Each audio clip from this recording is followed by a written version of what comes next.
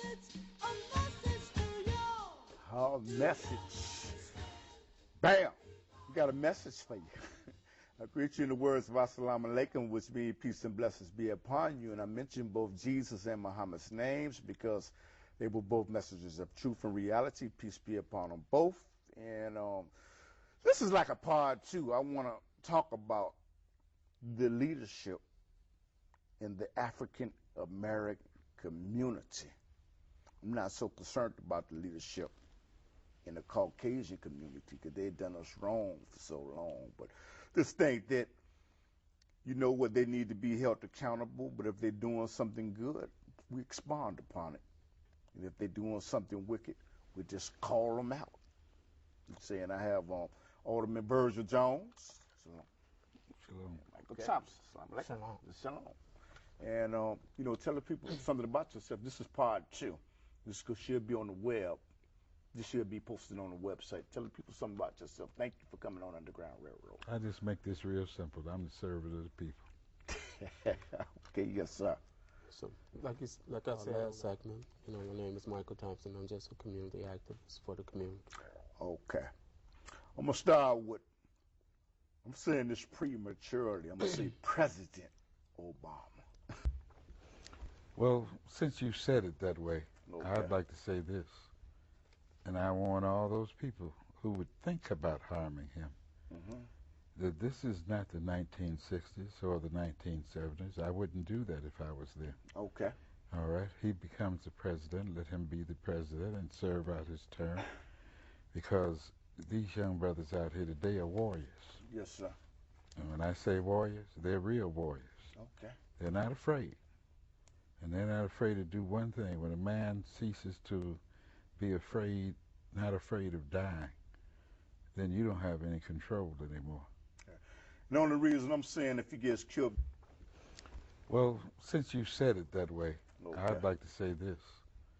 And I warn all those people who would think about harming him that this is not the 1960s or the 1970s. I wouldn't do that if I was there. Okay.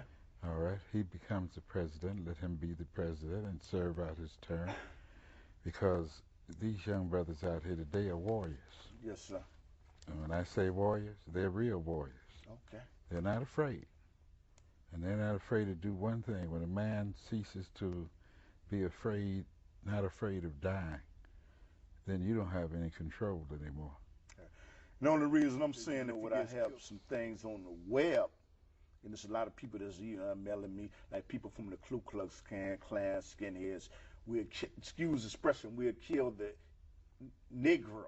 They use another term if he gets in. You say ninja. That's a new word they use now. Okay, ninja. If he gets in, you have to say, do you think it would make a difference if Obama gets in?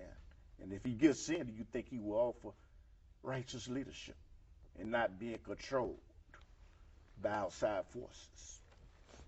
But see, but that's just it, though. I mean, if he get in, if Obama get in, I believe that he would do the right thing. But then again, you have to look at behind the scenes. You see what I'm saying? Yes, sir. We look too much on the surface and not behind the scenes. Okay, it's just like he's running now, and they got all the hoo-ha, you know, and all the advertising and all of that.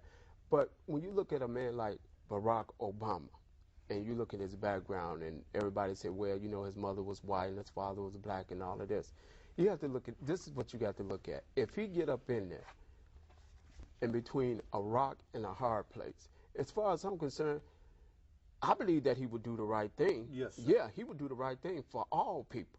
But you have to look at the fact also that if he get up in there, who would be pulling the strings? You see what I'm, no, seriously, who would be pulling the strings? Yes. Because not only that, when you question a person's color, their skin color instead of their character, and a man like Barack Obama, if he get up in there, the brother's like between a rock and a hard place. He's like, well, okay, I can't lean too much, you know, to white people because I'll be looked at as a sellout.